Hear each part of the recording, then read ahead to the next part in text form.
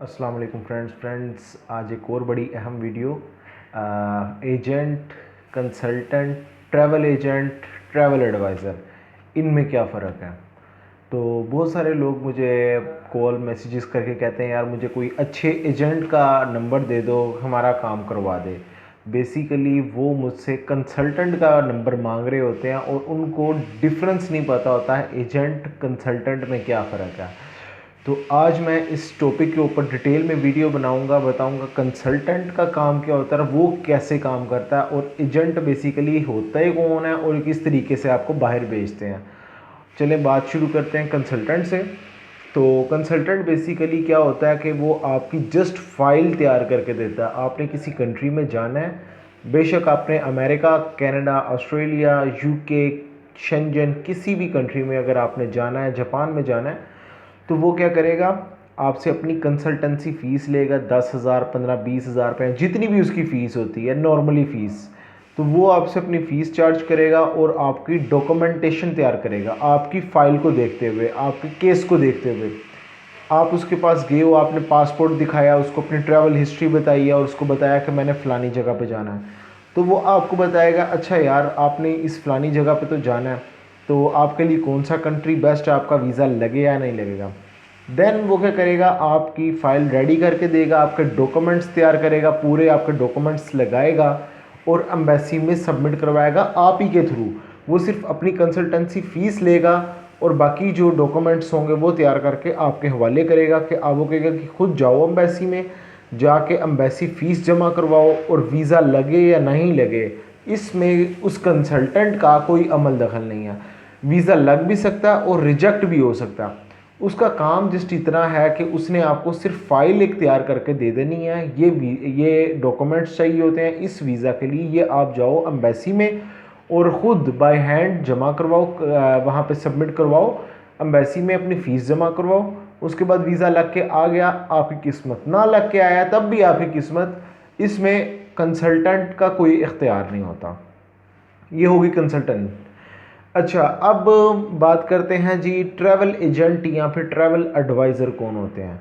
Travel agent या travel adviser basically आपकी tickets बना के देते हैं।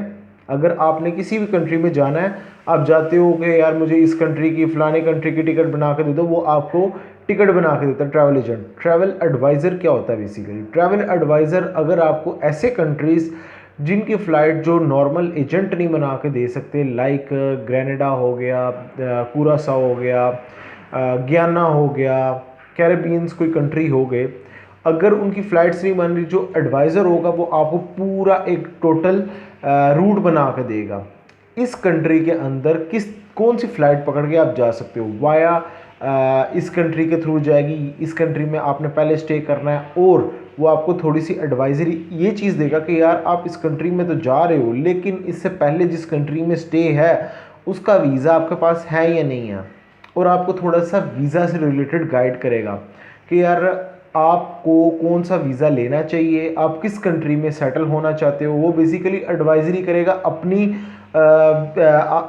आपको बताएगा कि यार आप इस कंट्री के लिए वीज़ा कौन सा रिक्वायर्ड है, कौन सा बेस्ट रहेगा आपकी इस कंट्री के। बाकी आपको थोड़ी सी सजेशन देगा कि यार आया आप इस कंट्री के लिए अप्लाई कर रहे हो, ये आपके लिए ठीक है या नहीं है, या किस कंट्री के लिए आपको अप्लाई करना चाहिए। वो होते हैं बेसिकली ट्रैवल एडवाइज़र, जो कि आपको टिकट्स का रूट्स बना के देते हैं और आपको वीज़ा से रिलेटेड थोड़ा गाइड कर देते हैं। ट्रैवल एजेंट जस्ट आपकी टिकट वगैरह बना के देता है और कंसल्टेंट वो आपकी फ़ाइल रेडी करके देता है। अब बातें हैं असल बात एजेंट के ऊपर। एजेंट कौन होते हैं बेसिकली। एजेंट दो तरह के होते हैं, एक होते हैं फेक एजेंट और एक होते हैं जेन्युइन एजेंट।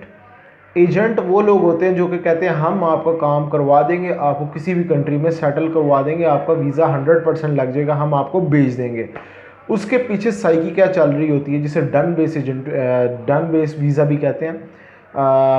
अब वो जो एजेंट होते हैं वो सबसे पहले तो आपका केस दिखेंगे कि यार इस बंदे ने आया पहले किस किस कंट्री में विज़िट किया हुआ है। अच्छा, इस बंदे के 8-10 ट्रैवल हैं। उसके बाद आपकी वो देखी जाएगी बैंक स्टेटमेंट। अच्छा, इस बंदे की इतनी स्टेटमेंट है।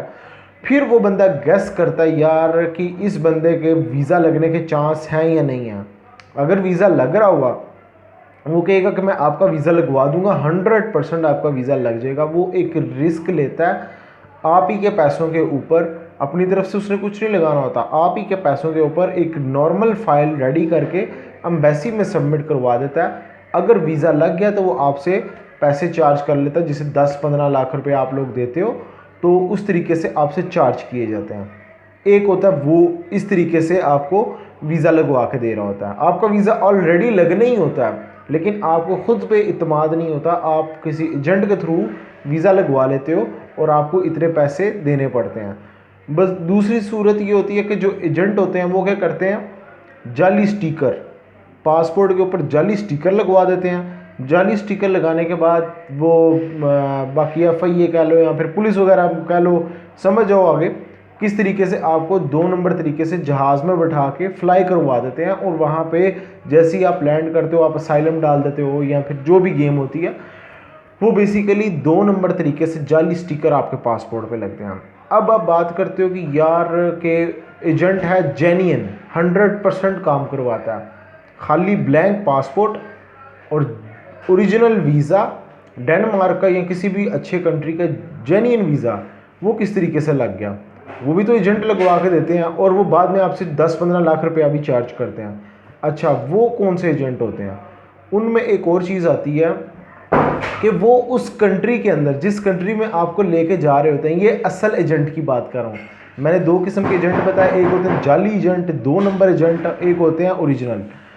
जो 2 नंबर एजेंट थे वो मैंने बता दिए, या तो आप पे रिस्क लेते हैं या फिर पैसा आपको खा के, आपको सुनहरी बाग दिखा के, ह्यूमन ट्रैफिकर्स जो होते हैं लोग, जिन्हें ह्यूमन ट्रैफिकर्स भी कहा जाता है, वो जाली काम करवाते हैं या तो लगवाते नहीं वीज़ा, आपसे पैसा खा के भाग जाते हैं। अब जो ओरिजिनल एजेंट होते हैं वो क्या करते हैं, जिस कंट्री में जाना होता है उस कंट्री से आपका इन्विटेशन निकलता है। लाइक आप कहते हो कि मैंने अभी जाना है डेनमार्क या किसी भी कंट्री में जाना है। मेरे दोस्त डेनमार्क गया था, उसकी कोई ट्रैवल हिस्ट्री नहीं थी, सिर्फ 3 कंट्री की ट्रैवल हिस्ट्री थी। 3 कंट्री के ऊपर कोई डेनमार्क का वीज़ा नहीं देता।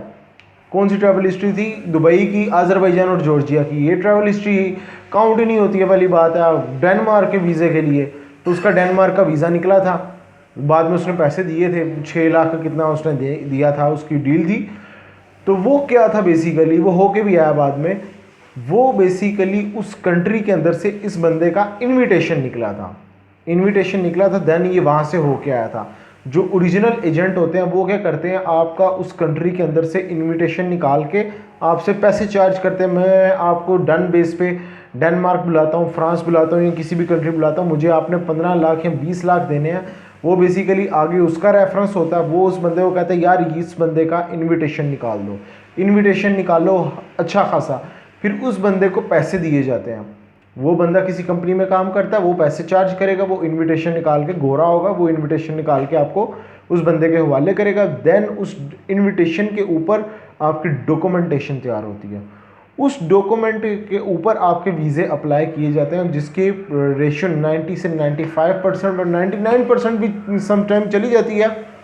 लेकिन ऐसा नहीं होता, कभी कभार वीज़े रिजेक्ट भी हो जाते हैं। और जो एजेंट होता है वो आपसे अक्सर कहता है कि मैं आपसे पैसे उस वक्त जो डन बेस पे काम करते हैं उस वक्त चार्ज करूंगा जब आप पहुंच जाओगे या फिर आपका वीज़ा लग जाएगा। अगर आपका वीज़ा नहीं लगता मुझे पैसे नहीं देना। वो बेसिकली क्या हो रही होती है, आपका इन्विटेशन वहाँ से निकल रहा होता है और आपको अप्लाई करवा। मैं ये ओरिजिनल एजेंट की, जो जेन्युइन एजेंट है उसकी बात बता रहा हूँ, दूसरे एजेंट की नहीं। वो तो 2 नंबर ह्यूमन ट्रैफिकर्स होते हैं बेसिकली। वो क्या करते हैं, अगर आपका वहाँ से इनविटेशन निकल आया, डॉक्यूमेंटेशन तैयार हो गई, उसके बाद आपका वीज़ा अप्लाई करवा दिया, वीज़ा लग गया, तब तो जी आपको पैसे देने पड़ेंगे। 15-20 लाख, 10-15 लाख रुपए जितना भी है वो आप देते हो और वहाँ पे चले जाते हो। बस सूरत दूसरी कि अगर आपका इनविटेशन निकलता है और आपका वीज़ा अप्लाई होता है, आप नहीं जा पाते वहाँ पे, तो उस सूरत में क्या होता है, वो जो जिस बंदे ने इनविटेशन निकाला होता था उस बंदे को भी इतने पैसे नहीं देने पड़ते हैं। वो आप कहते हैं कि आप जस्ट एम्बेसी में जाओ, अपनी फ़ीस सबमिट करवाओ और दोबारा अगेन अप्लाई करवाते हैं। वो आपसे कुछ टाइम ड्यूरेशन भी मांगते हैं कि मैं आपका 2 दफ़ा वीज़ा अप्लाई करूँगा या 3 बार वीज़ा अप्लाई करूँगा। जैसे मैंने स्टडी वीज़ा पे जाना था, मेरे दोस्त ने भी जाना था, तो मेरे दोस्त ने ऑस्ट्रेलिया जाना था, तो उसने डन बेस की बात की थी। उस बंदे ने कहा था हम आपका 3 बारी वीज़ा अप्लाई करवाएंगे डन बेस के ऊपर, और 14 के 18 लाख रुपए उससे मांगा था। डन बेस के ऊपर हम आपको वीज़ा दिला देंगे ऑस्ट्रेलिया का। और 3 बार वीज़ा अप्लाई करवाएंगे।